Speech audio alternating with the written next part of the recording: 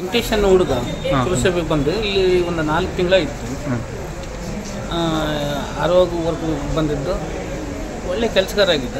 ನಿನ್ನೆ ದಿನ ಇಲ್ಲಿ ನಾವ್ಯಾರೂ ಬಂದಿರಲಿಲ್ಲ, ನಿನಗೆ ರಜೆ ಇರೋದ್ರಿಂದ ಎಲ್ಲ ಜನಗಣತಿಗೆ ಎಲ್ಲ ಸ್ಟಾಪ್ ಬಂದಿದ್ದು.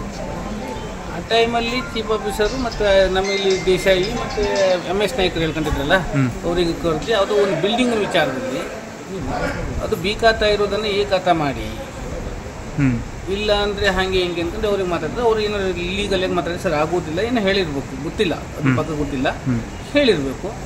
ಅದು ಆಮೇಲೆ ಇದು ಹೆಂಗೆ ಆಗ್ತದೆ ಹಂಗೆ ಅಂದ್ಕೊಂಡು ಅವ್ರಿಗೆ ನಾವು ಸ್ವಲ್ಪ ಬೈದಾನೆ ಅಂದ್ಕೊಂಡು ರಾತ್ರಿಗೆ 2 ಗಂಟೆಗೆ ವಾಟ್ಸಪ್ ಗ್ರೂಪಲ್ಲಿ ಹಾಕರು ನಮ್ಮ ಸಿಬ್ಬಂದಿ ಗ್ರೂಪ್ ನಮ್ಮಲ್ಲಿ ಇಲ್ಲ ನಾವು. ಅದು ಬೆಳಿಗ್ಗೆ ಅದ್ರ ತಕ್ಷಣ ಅಧ್ಯಕ್ಷರಿಗೆ ನಮಗೆಲ್ಲ ಫೋನ್ ಬಂತು. ನಾವೆಲ್ಲ ಹಿಂಗೆ ನಮ್ಮದು ಸದ್ಯ ಒಬ್ಬ ಮಿಷಿಂಗ್ ಆಗಾರೆ ಸಿಬ್ಬಂದಿ ಅಂದಾಗ ನಾವು ಇಮಿಡಿಯೇಟ್ಲಿ ಬಂದಾಗ ನೋಡಿದ್ರೆ ಇಲ್ಲಿ ಹೌದು ಹುಡುಗ ಒಳ್ಳೆ ಹುಡುಗ, ಆದರೂ ಅವನಿಗೆ ತಮ್ಮನಿಗೆ ನಾವೆಲ್ಲ ಕಾಲ್ ಮಾಡಿ ಎಲ್ಲಿದ್ದಾರೆ ಹಿಂಗೆ ಏನೂ ಇಲ್ಲ, ಮನೆಯಿಂದ ಮನಗಿದ್ದ ಬೆಳಗಾಗೋದ್ರೊಳಗೆ ಎದ್ದು ಹೋಗನೆ ಮೊಬೈಲ್ ಮನೆಯಲ್ಲೇ ಆದ ಅನ್ನೋದು ಒಂದು ಬಿಟ್ಟರೆ ಮತ್ತು ಮುಂದಿನ ದಿನ ಗೊತ್ತಿಲ್ಲ. ಮುಂದೆ ನೋಡು ನಮ್ಮ ಸಿಬ್ಬಂದಿಗಳೆಲ್ಲ ಕೂತು ಚರ್ಚೆ ಮಾಡಿ ಏನು ವಿಷಯ ತಗೊಳ್ತೀವಿ, ಆಮೇಲೆ ನಿಮ್ಗೆ ಅಪ್ಲೋಡ್ ಮಾಡ್ತೀವಿ. ಮುಖ್ಯಾಧಿಕಾರಿ ವೆಂಕಟೇಶ್ ಅವರಿಗೆ ಅವಿವೇಕ ಶಬ್ದದಿಂದ ಬೈದು ಮನಸ್ಸಿಗೆ ತೊಂದರೆ ಕೊಟ್ಟಿದ್ದಾರೆ. ಆದ್ದರಿಂದ ಇಲ್ಲಿ ಎಲ್ಲ ಸಿಬ್ಬಂದಿಗಳಿಗೂ ಸಾಮಾನ್ಯವಾಗಿ ಅವ್ರಿಗೆ ಎಲ್ಲ ಸಿಬ್ಬಂದಿಗಳಿಗೂ ಬೈದಿದ್ದಾರೆ. ಆದ್ದರಿಂದ ಅವ್ರನ್ನ ನಾವು ಇಲ್ಲಿಂದ ವರ್ಗಾವಣೆ ಮಾಡಬೇಕು, ಇಲ್ಲಿ ಬೇಡ ನಮಗೆ ಅಂತ ಮುಖ್ಯಾಧಿಕಾರಿ ಒಳ್ಳೆಯ ಮುಖ್ಯಾಧಿಕಾರಿನ ನೇಮಿಸಬೇಕಂತ ಎಲ್ಲರ ಒಂದು ಕೋರಿಕೆ ಬೇಡಿಕೆ ಇದೆ. ಏನಂತ ನಿಮ್ಮ ಸಿಬ್ಬಂದಿ ಸ್ಟಾಫ್ಗಳಿಗೆ ಏನು ಇದು ಮಾಡ್ತಾಯಿದ್ರು ಅವರು? ಒಂದು ನಾನೇ ರೀತಿ ವೈಯಕ್ತಿಕ ವಿಷಯದಲ್ಲಿ ಮಾತಾಡೋದು, ಮತ್ತು ಯಾವುದೇ ಒಂದು ವಿಷಯದಾಗಲಿ ಸರಿಯಾಗಿ ಕೆಲಸ ಮಾಡಲ್ಲ ಹಂಗೆ ಹಿಂಗೆ ಅಂತಕೊಂಡು ಸುಳ್ಳು ನಿಮ್ಮ ಜೊತೆ ಕೆಲಸ ಮಾಡೋದು ವೆಂಕಟೇಶ್ ಹೇಗಿದ್ದ ನಿಮ್ಮ ಜೊತೆ? ಒಳ್ಳೆ ಹುಡುಗ ಅಂತೆ, ಭಾಳ ಒಳ್ಳೆ ಹುಡುಗ, ಸಿನ್ಸಿಯರಿಟಿ, ನಿಷ್ಠಾವಂತ ಅದಕ್ಕೆ ಹುಡುಗ ಅಂತ ಎಲ್ಲ ಹೇಳಿ ಬರ್ತಾರೆ. ಈಗ ಅಧ್ಯಕ್ಷರಿಗೆ ಮನೆ ಕೊಡ್ತಾ ಇದ್ದೀರಲ್ಲ, ಏನಂತ ಮನೆ ಕೊಡ್ತೀವಿ? ಅದಕ್ಕೆ ಮುಖ್ಯಾಧಿಕಾರಿ ಮೇಲೆ ನೀವು ಕ್ರಮ ತಗೋಬೇಕು. ಸಿಬ್ಬಂದಿಗೆ ಮತ್ತು ಇನ್ನಿತರ ವಾಟರ್ ಸಪ್ಲೈಗಾಗಲಿ ಅಥವಾ ಪೌರ ಕಾರ್ಮಿಕರಿಗಾಗಲಿ ಹಿಂಸೆ ಕೊಡ್ತಿದ್ದಾರೆ. ಅವ್ರನ್ನ ನಮ್ಮ ಇಲ್ಲಿ ಬೇಡ, ನಮಗೆ ನಮ್ಮ ಕುಮಟಾ ಪುರಸಭೆಗೆ ಬೇಡ, ಅವ್ರನ್ನ ಬೇರೆ ಕಡೆ ವರ್ಗಾವಣೆ ಮಾಡಿ ಅಂತ ಅವ್ರಿಗೆ ಮನವಿಯನ್ನು ನಾವು ಈಗಾಗಲೇ ಕೊಡ್ತಾ ಇದ್ದೀವಿ. ನಿಮ್ಮ ಹೆಸರು? ರಾಮ. ಸರ್, ನಿನ್ನೆ ಗಣತಿ ಪ್ರಯುಕ್ತ ನಮ್ಮ ಮುಖ್ಯಾಧಿಕಾರಿಗಳು ಸುಮಾರು 3:30 ಸುಮಾರಿಗೆ ನಮಗೆ ಆಫೀಸಿಗೆ ಬರಲಿಕ್ಕೆ ಹೇಳಿದ್ರು.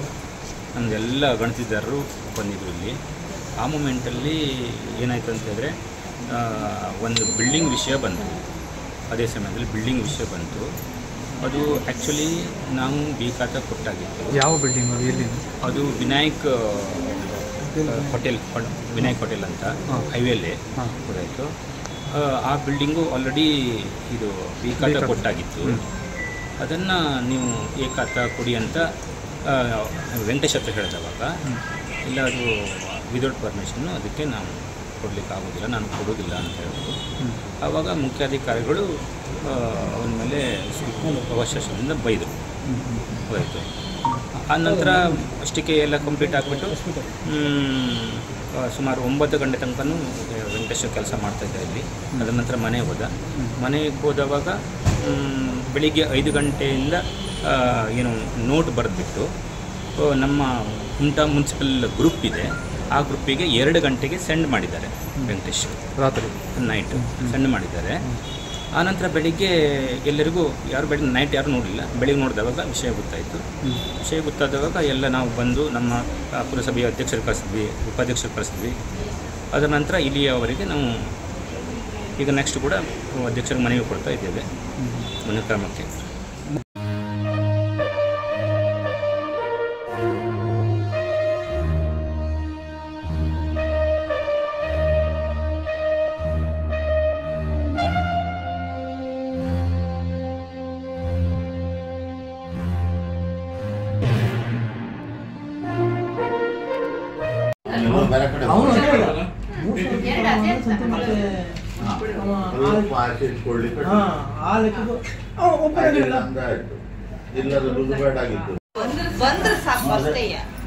ಎಲ್ಲಿದ್ದಾನೆ ಗೊತ್ತಾದ್ರೆ ಹೋಗ್ಬೇಕಾದ್ರೆ ಕರ್ಕೊಂಡು ಎತ್ಕೊಂಡಾದ್ರೂ ಬರ್ಬೋದು.